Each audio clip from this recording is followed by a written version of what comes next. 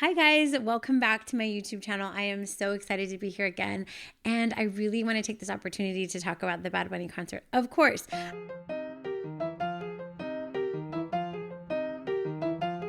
I couldn't not talk about it, and I'm going to try really hard not to ramble because I have so many things going through my mind that I've been thinking about these past couple of days, watching all of the incredible interpretations and explanations of all of the historical, cultural, and political references of the show. Bad Bunny is just so incredible. That whole intentionality that it took to create something like this that was so meaningful, impactful, respectful, and full of love was just beyond my expectations. I mean, I knew it was going to be a good show. I didn't even know there was a Super Bowl going on, to be honest. We were calling it Benito Bowl like everybody else, but just what he presented and the love that it infused in our community, in so many communities, is just, it's palpable. And I have seen a couple of comments about why was it all in Spanish and other crazy not useful information and commentary around the show. And honestly, all of those comments are just straight up laughable. They're so ridiculous. And I mean, it doesn't, especially because all of the love and energy that's coming out of our communities right now, because we feel so seen and so united and so heard, so understood, just historically and culturally, that it is a huge energy force that you can't even penetrate with all of your negative comments. So I see some of these comments and I'm like, just plain ridiculous. And I feel sorry for you for feeling that, because you can be on this train where all of us are feeling loved and happy and excited and like one people, one united continent, or you can be on the other side of all this little small population of people just speaking straight nonsense. It's laughable. And I feel sorry for them, honestly. Bad Bunny did a great job of just trying to kill all of that hatred with love. And I think it worked, because all of the hate that I've seen coming out, it has so much less power because of all of the love that we're all feeling. So just wanted to throw that out there. But I mean, incredible. But here's what it's making me think about, because today I'm a very different person standing in my Latinidad. I wasn't always sure of who I was. And I won't say I wasn't proud of who I was. I just didn't understand where I came from. So it was really tough for me to understand my own identity. And now, as a woman looking back at my adolescence and youth and how I felt about being a Latina woman and the lack of information, the lack of feeling I had around it, is really interesting to look at what I've grown into, and then raising children at this age and what their lens is around cultural identity. So just a little backstory about me. When I was younger, I did not speak Spanish at all, actually. I was like, on one side of my family, I'm third generation. On the other side of my family, I'm fourth generation. Like, our family has been here a really long time. And so Spanish was something that I think my family really, just over the generation, it was better for us to be predominantly English speaking for many reasons. But one of them was safety. One of them was access. One was education. Some of the reasons were socioeconomic. And our families tended to believe that it was better for us to do away with our native language and to assimilate in order to reach the levels of economic achievement that our families came here for in the first place. And so our language was one of the first things to go. My parents speak Spanish, but I did not grow up speaking Spanish at all. I only spoke English. And so when I went to elementary school, middle school, high school, there actually weren't a lot of people that looked like me.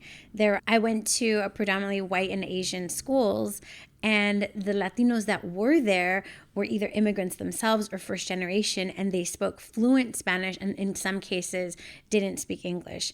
What was interesting, though, is that when I was in maybe second or third grade, I remember being put into the ESL classroom.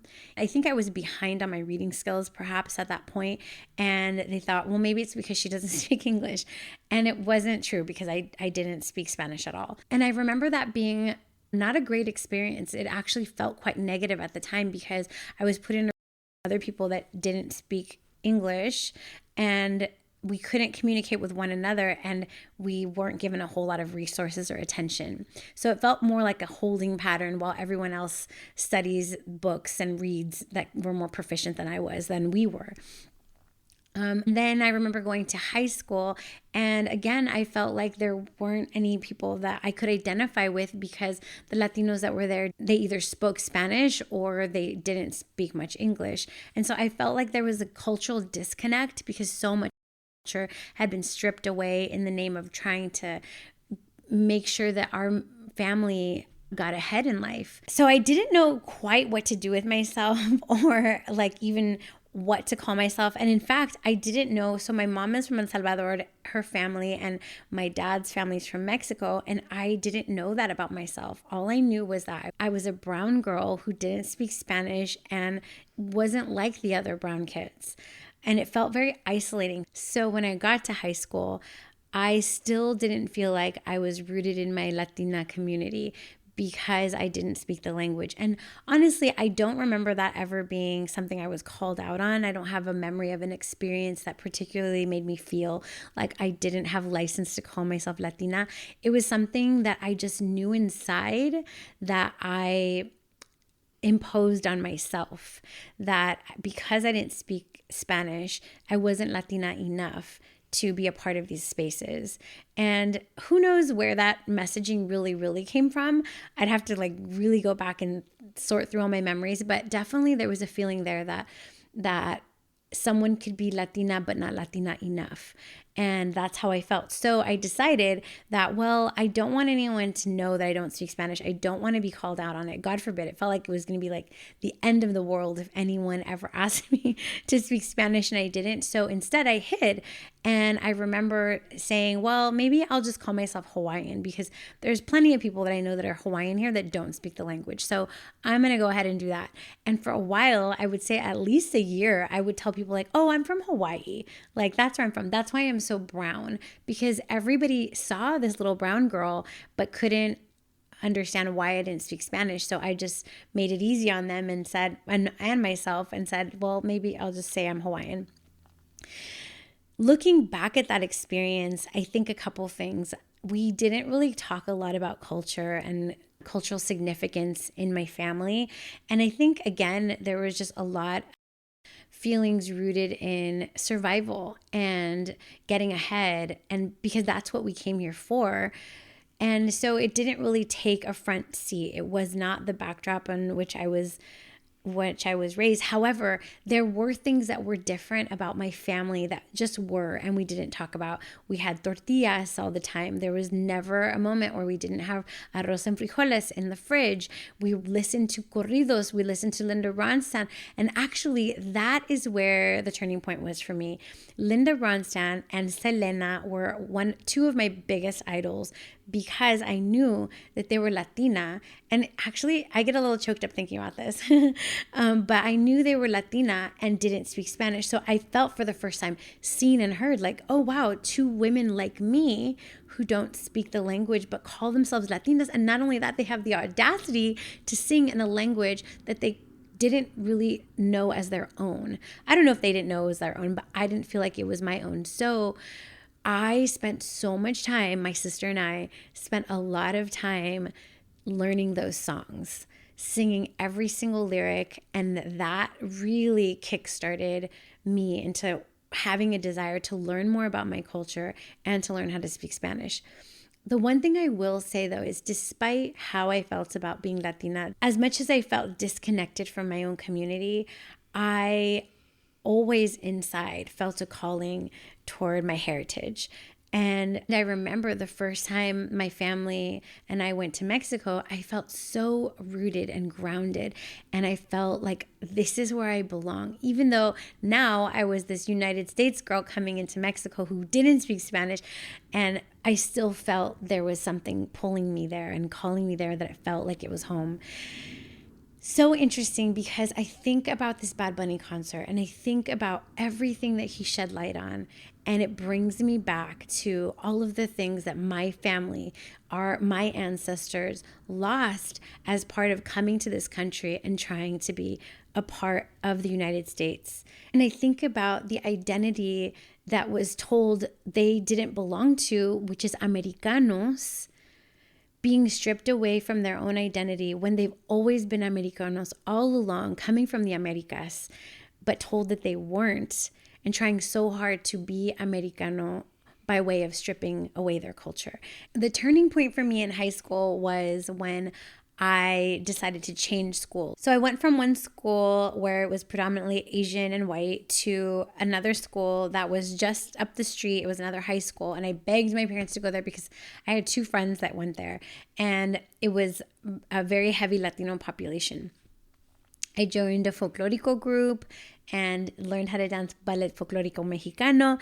And in that right there is where I could feel myself coming back to my roots. I'm pretty proficient and fluent in Spanish now, today, like some 20 years later, because I really put an effort to learn the language. But I'm telling you, like, I was 17 and I birthed 17, I only spoke English. Like, I spoke very little Spanish, but I had this really strong feeling that I needed to bring my culture back by way of language. Now, that's not the only way to bring culture back in the home. And in fact, if you look at my life and my upbringing, you'll see there's the presence of our heritage throughout my entire life. And my mom always says, Elena's the one that brought the culture back into the house, because none of my siblings spoke Spanish, or they still don't speak Spanish. But that's not quite true, because the culture was always, always there. The absence of our native language in our home did not mean we weren't Latino, and did not mean we didn't have culture. Because like I said, there were always things about our family that were innately Latino that you could not have taken away, and just became part of our lifestyle and the way we lived. And it's everything from the foods that we ate to the way our parents raised us, the values that we had, the things that we learned about life. Those all come from Latino values, from our raíces, from our ancestors, from where we came from. That's not stuff that you can just pick up and learn by reading on a page. Yes, I did bring language back into the house, and my siblings are probably better now than they were before, because they have an interest in learning how to speak Spanish, but that's not what brought the culture back. The culture was always there. It never went away. It just took me a little bit longer to understand that I was Latina despite not having to speak the language. And what really helped me feel connected was to learn the language. And it's something that my